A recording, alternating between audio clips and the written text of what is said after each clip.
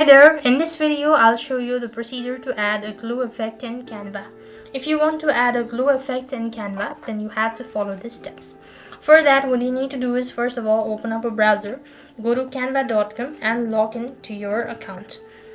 Logged in, what you could do is you could go ahead and open up a project, or you could just go ahead and create a new project. If you want to go with a new one, then you simply want to go ahead and select the one.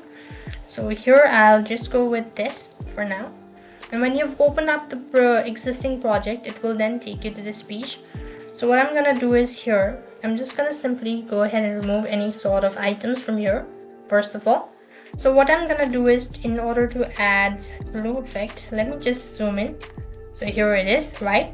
First of all, you want to select the item where you want the effect. Then you simply want to go ahead and click on shadow from the effects section and go ahead and give it glue effect. You just go ahead and click on that, and once you've actually done it, so select the one that you like and then go to the sheets and scroll down to the bottom.